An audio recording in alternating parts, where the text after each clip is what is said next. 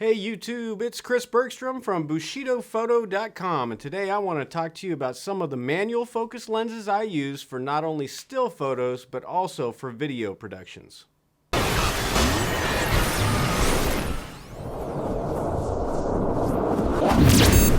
Alright, so some of the lenses that I use are old vintage lenses that you can find on eBay, KEH.com, B&H Photo. You can find them pretty much anywhere that sells used equipment. And one of the first lenses I'll talk about is the 50mm f1.8. This is a little tiny pancake lens. This is made primarily, I think, in the 80s and maybe up into the 90s. But this lens is really good. I do use it with all these manual focus lenses with a Metabones speed booster, and that allows me to maintain the same focal length. So I'm shooting a 51.8 and it looks like a full frame 51.8 with that speed booster on there. The next lens that I like to use is the Lensbaby Edge 80, and this is a tilt lens, not a tilt shift, but it gives a similar effect. It basically creates a slice, whether it's this way, or even at an angle of in focus area. And the more you tilt it, the more it's going to be out of focus on the edges. Also, it affects with your aperture. So if you turn your aperture down to a closed down aperture, you're going to get a smoother gradient from in focus to out of focus. But one of the cool things about this is you can also do macro with this front element pulling out like that, and it just extends the lens plane out just a few millimeters. Another cool lens that I like to use, and I'm going to show samples of using all of these lenses so you can kind of see what they look like. I'm actually working on a film right now that's kind of like a horror film, and this is my go-to lens. This is a Tokina 28 to 70, and it also does macro as well. So if you're looking to do macro, then it works just fine. It's a f2.8 lens, and that means you can shoot in pretty low light situations. The X-T2 has really good low light performance for video, shooting in 4K or 1080p. And I have had no issues with this lens, but I do use the speed booster on it, so I do maintain the 28mm all the way up to 70. It's kind of a general zoom lens that's good for video making.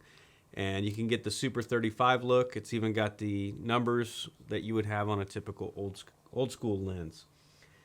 All right, so another cool lens that I like to get some dreamy effects out of is this M41 Helios lens. And these lenses were made back in Russia. They're built like a tank. Some people have to put a rubber gasket inside, take the element off the back and put a really small rubber gasket to make it work with today's digital cameras a little bit better. And I don't know why this happens, but you'll find that you can't focus beyond a certain point. Like, it has a close focus problem. So once you put that rubber gasket in there, it actually fixes that problem, and you can find those at Home Depot. This is an f2 lens all the way down to f16. And the thing I like about these lenses is they have a curved aperture blade, so all of the bokeh in the background is just swirly looking. So kind of like the new Lensbaby lens that they just came out, the swirl or whatever they call it. It's kind of got that effect, but of course it's an old vintage lens. And I think the focal length on this thing is 56mm, somewhere around there. I can't remember. The other lens that I like to use a lot is an 85 f1.5, and this is made, the lens says made in Russia, Zenit on the front, and you can find these on eBay. It's a huge chunk of glass. I mean, this thing is very heavy, but it also has curved aperture blades, and with an aperture of f1.5, you get very shallow depth of field. So having the curved aperture blades is going to give that swirly bokeh effect.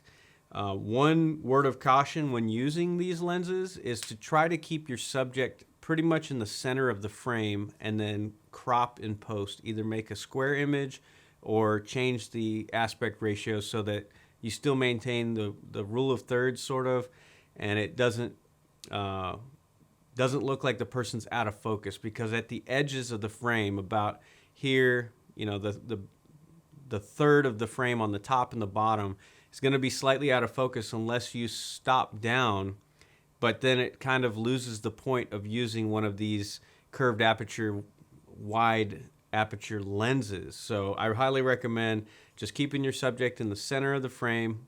Use manual focus, use focus peaking so that you can actually ensure that your subject's in focus. And so now let me go ahead and show you some examples with these, and you can judge for yourself, and hopefully you enjoy this video.